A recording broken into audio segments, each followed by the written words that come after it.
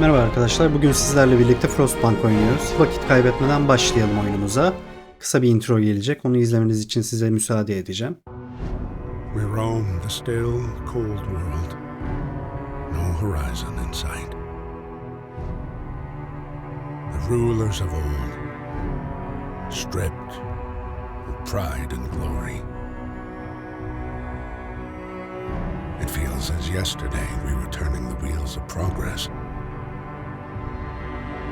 Until the frost stopped it all. Suddenly, without a warning.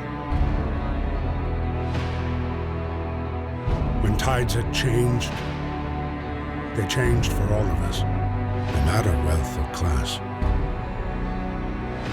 We've lost our world to snow, and with it, our last traces of humanity.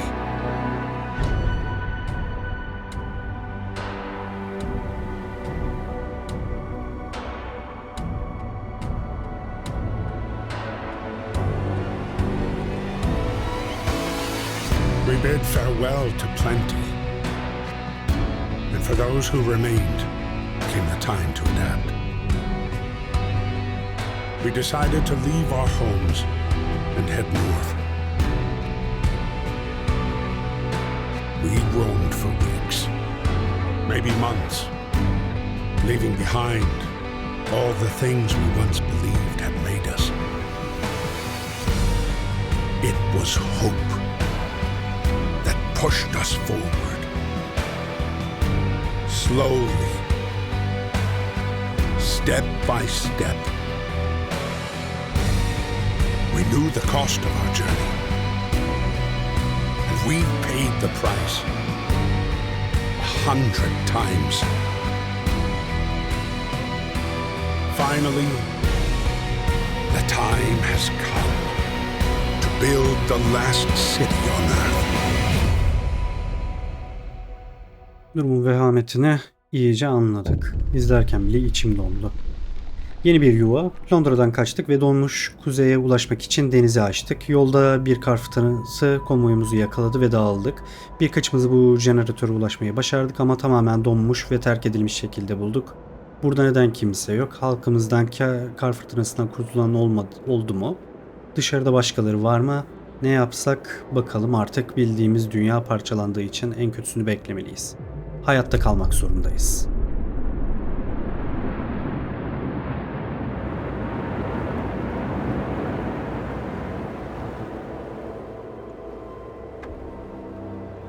Soğukla savaş. Jeneratörü çalıştırmamız gerek. Jeneratör diğer binalara ısı ve güç sağlar. O olmadan donar ölürüz. Kömür depolu jeneratörü çalıştır. Tamamdır. Oyunu hemen durduruyorum.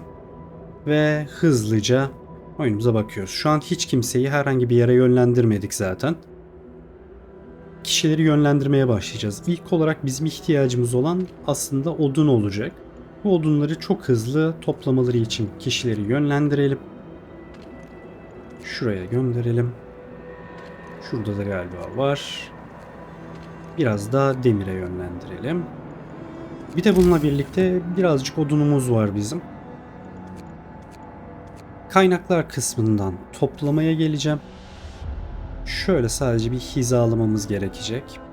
Bu hizalamayı neden yaptığımı daha sonraki bölümlerde göreceksiniz. Bir boşluk, 2, 3, 4. Tamamdır. Şu şekilde yerleştirirsek çok güzel olacak gibi duruyor.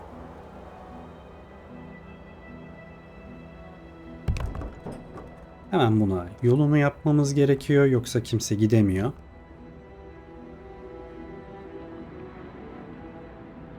Tabii hiçbir işçi olmadığı için burayı yapamıyorlar şu an.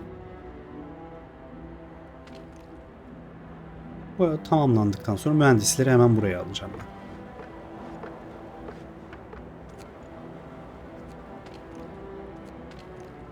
Buraya mühendisleri koymuştuk. Hemen mühendisleri buraya alalım. 5 mühendisimiz boşta. Bu 5'i de şuna devam etsinler. Hızlıca biraz stok yapmış olalım. İşçiye ihtiyaç var. Yapılacak çok şey var ama yeterli miktarda işçi yok. Bu sorunumuzu çözmenin hızlı bir yolu çocuklarımızı çalıştırmak. Kanun kitabını açalım.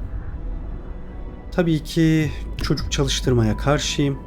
Bunun yerine ben kriz vardiyasını açacağım. Biraz huzursuzluk oluşturacak ama çok sorun olacağını sanmıyorum. Hear me, hear me. New law in the city. İzleyen zaman da çözeriz. Saat 6 olduğunda çalışanların hepsi duruyor. Bizim şimdi ilk ihtiyacımız ne? Bu kişilerin donarak ölmelerini engellemek. Bunun için 80 kişi evsiz, 8 tane ev yapacağız. 2. Bunları yaptıktan sonra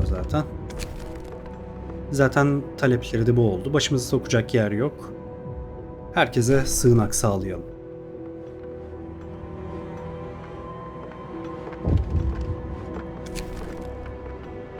Kalabalığın bilgeliği. Herkes en iyisini ister diyor. En iyisini kabul etmek zorunda değilsiniz. O bilgiyi verdi. Isıtma kapandı. Jeneratörümüz henüz çalışmıyor çünkü kömürümüz yok.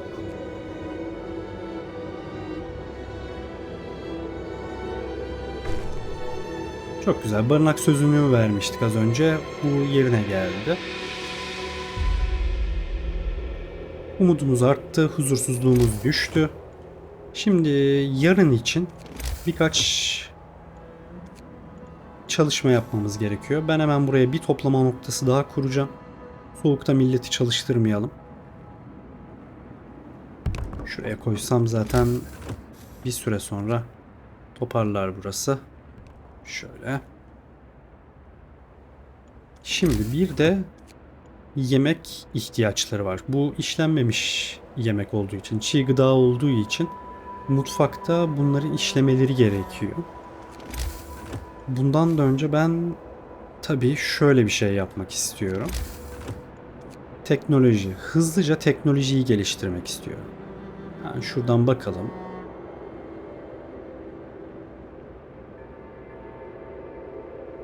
Şöyle 2 tane koysak aslında yeterli olur. Şuradan da şöyle küçük bir yol yapalım hızlıca.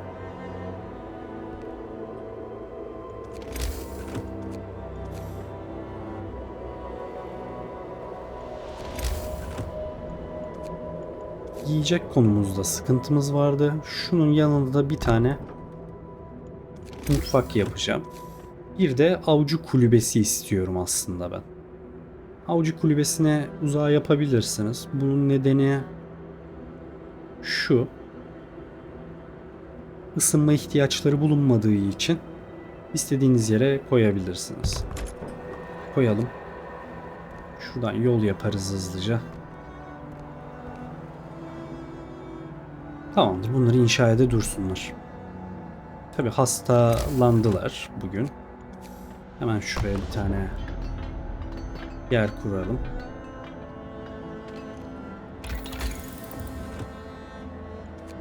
Keşifle başlamak istiyorum. Bir ağacımız da kalmadı şu anda.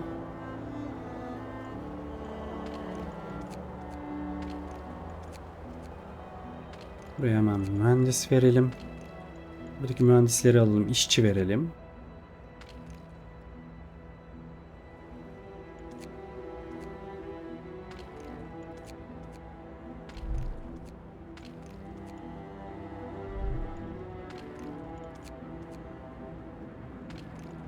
Hemen buraya işçilerimizi verelim. 5 tane verelim. Ha.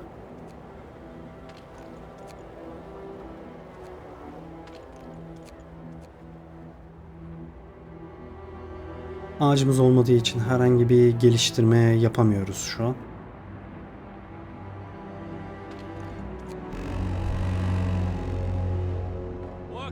Gün başladı. Birazdan ağaç ihtiyacımız gelir. Hemen başlayalım buna. Bir kanun daha çıkartabiliriz. Şu anda çok kanun çıkartmak istemiyorum. En fazla dövüşen arenasını çıkartabiliriz. Ama Şu an çok ihtiyaç yok. Huzursuzluğu azaltıyor diyor. İmzalayalım, uygun bir zamanda yaparız onu. New law. A new law has passed. Böyle buraya ağaca birkaç kişi daha gönderelim. Müsait kişiler var.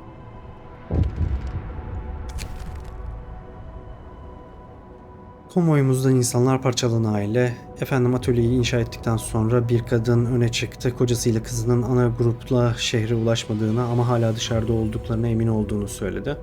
Göndereceğimiz ilk izci takımına katılmak istiyor. Acele etmemiz konusunda ısrarcı. Elimizden geleni yapacağız dedik.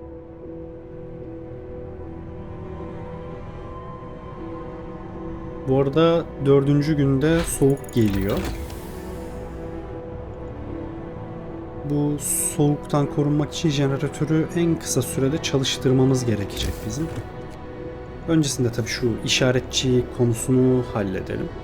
Bunun da ısınmaya ihtiyacı olmadığı için şöyle bir yere yapabiliriz. Hemen önüne yolunu yapalım. Burada 5 işçimiz vardı. Bunları artık alabiliriz. Çünkü yemeğimiz, çiğ etimiz kalmadı. Hemen bir yeni araştırma bulalım. Şimdi bizim burada topladığımız kaynaklar kısıtlı. 25 demirden sonra burası bitecek. 30 odundan sonra burası bitecek. Bunun için kaynaklara bir tık daha yönelsek iyi olabilir.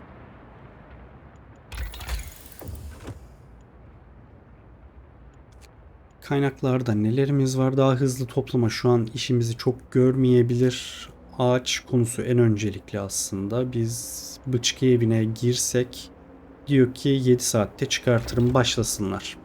Şuraya hemen bir bıçkı evi koyarız.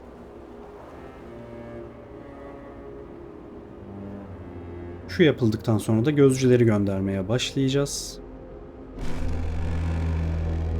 Gün bitti Night is zaten. coming. Put down your tools. Isıtmanın kapalı olduğunu ben de biliyorum ama oyun baskı kuruyor şu an üstümüzde.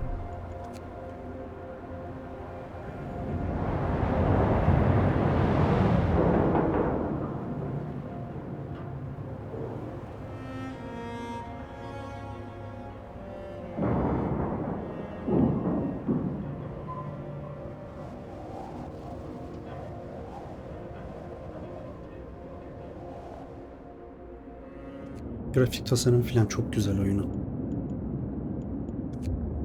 Kaza alanı, birçok enkaz, araç enkazı, yaşam belirtisi yok. Bunlar muhtemelen bizim makinelerimiz, öyle umalım. Kazadan sonra içlerinde bazı erzakları bırakmak zorunda kalmıştık. Çok sayıda çadır, insanların hareket ettiğini görebiliyoruz. Seferimizin kayıp üyeleri olabilirler. Şimdi insan mı yoksa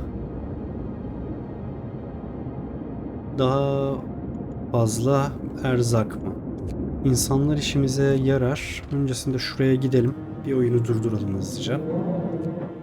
5 kişiye ihtiyacım var diyor. Hemen 5 kişi ayarlayalım. Bir tane oluşturalım. Şimdi burada bir karar vermemiz gerekiyor.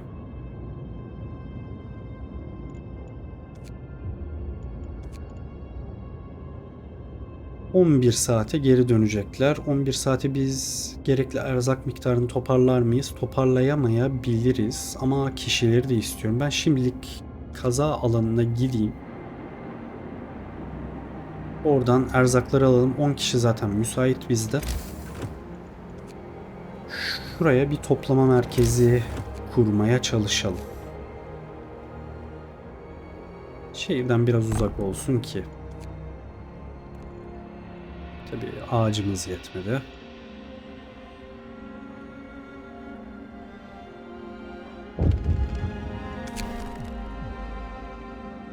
Aramaya hazır. Gözetleme balonu şehrin üstünde uçarken insanlar alkış tutuyor. Bu gerçek bir beceri. Herkes bunu gerçekleştirmek için yaptıklarıyla gurur duyuyor. Gönüllüler sıraya girdi ve donmuş topraklardaki kaybolmuş insanlarımızı aramaya gitmek için hevesliler. Daha önce öne çıkan kadın da onların arasında, bir galibiyete ihtiyacımız vardı.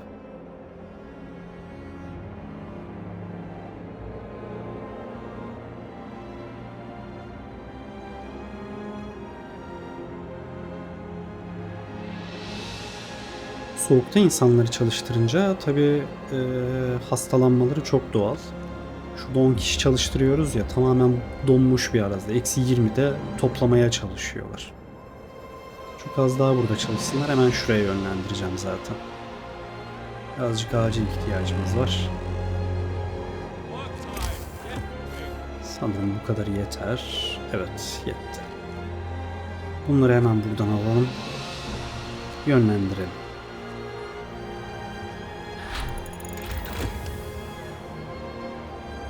Bıçk evi hazır. Bu bizim için bir galibiyet gerçekten. Şimdi ısıtma için buhar merkezine ihtiyacımız var. Şundan dolayı şu ikisine aslında ihtiyacımız var. Buraya buhar merkezini koyacağım. Şunların hepsini kapsasın. Şunlara da ısıtıcılar koyacağım. Yetişirse tabii. Buhar merkeziyle başlayalım. 1 saate geliyor. Ulaşmışlar. Buradan odun ve çiğ gıda gelecek. Unutulmuşların kaderi, yolculukta rastladığımız enkazlarda yığınla paha biçilemez erzak vardı. Tipinden dolayı etrafa yayılmış sandıklar, cesetler bulduk. Donmuş bir kütle içerisinde iç içeydiler. Sanki ölmeden önce en azından biraz ısınmaya çalışmış gibiler. Onlar için hiçbir şey yapamayız. Onları gömemeyiz bile. Talihsizlik. Rasathane açıldı. Bu ekibi şehre de yönlendirmemiz gerekiyor. Şehre gelsinler, akabinde şuraya hızlıca bir gitsinler istiyorum ben.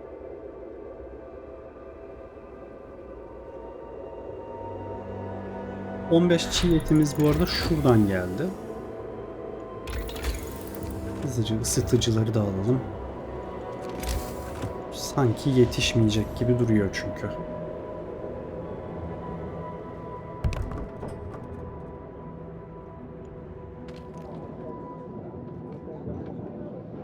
Dövüş arenası için de bir günümüz kaldı. Bir gün 17 saatimiz. 24 saat boyunca çalışsalar iyi olabilir aslında şuradakiler. Çünkü kömürümüz gerçekten yetersiz şu an.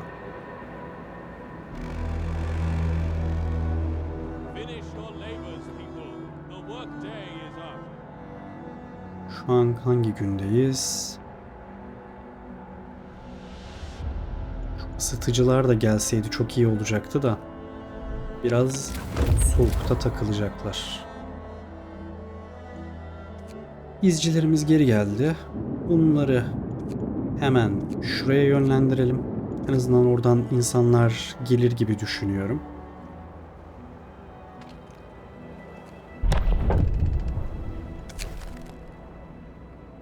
Isıtma kapağında hala baskı kuruyor üzerimizde. Şu an ilave bir şey almasak iyi olabilir. Fazladan mesai iyi olabilir. Şundan dolayı vardiya süresini 14 saate çıkartıyor. Hatta bunları vardiyasını arttıralım. Teknoloji üreticilerinin de vardiyasını arttıralım. Huzursuzluk artıyor ama çok sorun olacağını düşünmüyorum şu an.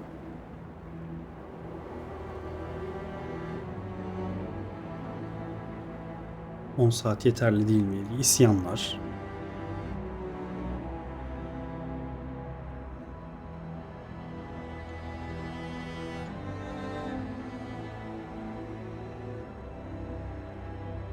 Jeneratörü az sonra açmak zorunda kalacağız. Afetzedeler var burada, insanlar. Mutlu birleşme. Tipiden kurtulup kampa girişi yaptık. Coşkulu bir kalabalık tarafından karşılandık. Tanrı'ya şükür bizi buldunuz. Daha fazla devam edemeyene dek günlerce amaçsızca dolandık. Çok geçmeden acıkmaya başladık. Etrafımızı çocuklar ve yetişkinler sardı. Gitmeye hazırlar. Hayatta kalanları şehre kadar eşlik edelim. Bunlara herhangi bir sorun olmasın. Başlarına bir şey gelmesin. Gelsinler bizimle.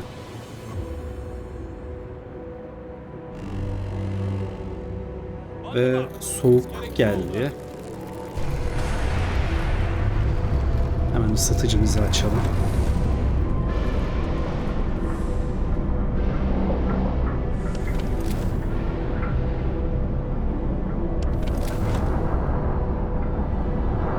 ısıtıcı bile ısıtamadı ya. Çok soğuk değil. Bir tek şurası soğuk. Bunlar serin şu an. Çok sorun olacağını sanmıyorum.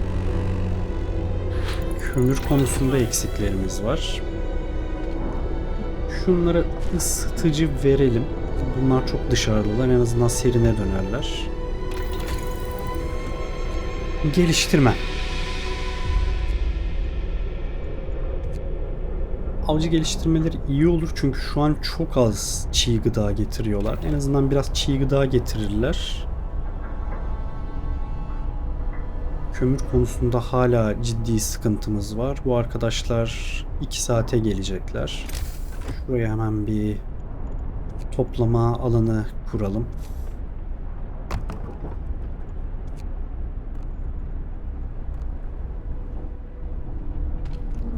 Kaç kişi gelecekti? 20, 26, 35. 4 tane eve ihtiyacımız var burada. Birini şuraya sığdırabiliriz ama dövüş arenası da koymamız gerekiyor. Dövüş arenasını şuraya koyalım. Evleri de şöyle yerleştirelim. 1, 2, 3, 4. Bunlar yeterli olacak. Ve her tarafta odun sandıkları vesaireler tükenmeye başladı.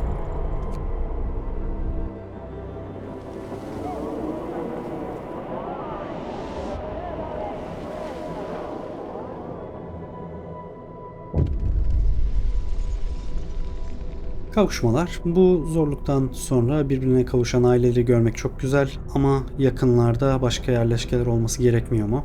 İlk keşifler Londra'dan çıkalı uzun zaman oldu. Şimdiye tamamen yerleşmiş olmalılar. Ayağa kalkmamıza kesinlikle yardım ederler. Diğerlerini arayacağız. 4 tane evimiz var. Bunlar hızlıca inşa olur. Şimdi yiyecek sorunlarımızı çözmemiz gerekiyor. Çiğ gıdamız, biraz stoğumuz da var. Hemen şuraya takviye yapalım. Bir tane de kaynak olarak Bıçki evine artık ihtiyacımız var. Şuradan kaynak toplamaya acil başlamamız gerekiyor.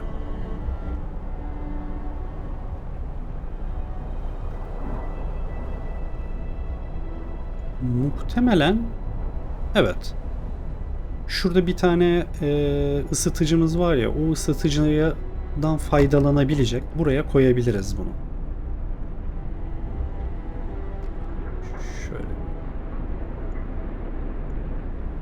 Şöyle güzel bir sıra yapalım buna. Bunu iptal edebiliriz. Buraya koyduk. Hemen şuraya bir avcı kulübesi daha koymak istiyorum. Şu bittikten sonra koysak daha da iyi olabilir gibi geliyor bana. Onu zaten bugün bitirirler.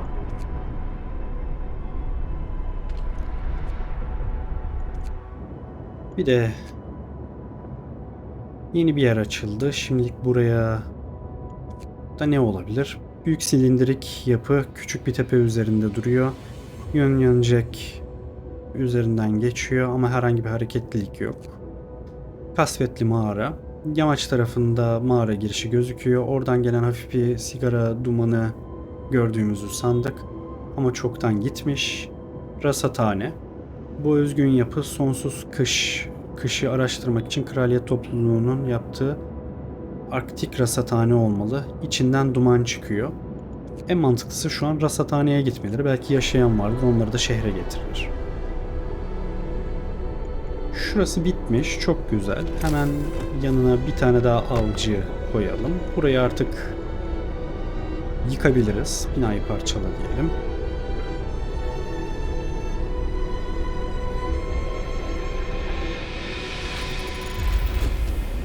Avcı araçlarını araştırdılar. Çelik fabrikası derin yataklardan demir çıkartır ve sıradan bir iş gününde 40 kadar çelik sağlamak için onları işlemden geçirir. Çelik fabrikası işimize yarayabilir çünkü çeliklerimiz bitmek üzere sağdan soldan toplayabileceğimiz işimize yarayacaktır o. kanun konumuz var. Şimdilik ilave bir kanun çıkartmamıza gerek yok gibi duruyor.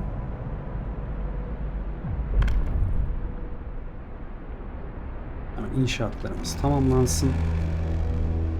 Time to rest, folks. Work's out for today.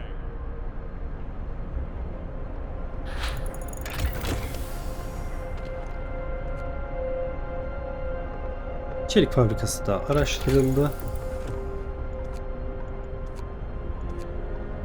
Artık ikinci seviyeye geçebiliriz. Çizim tahtaları.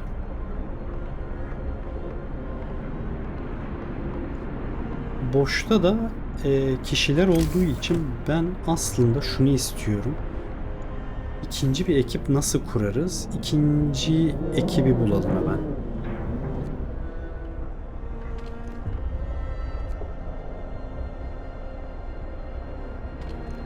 Buradan birkaç tane azaltalım, mühendis koyalım oraya.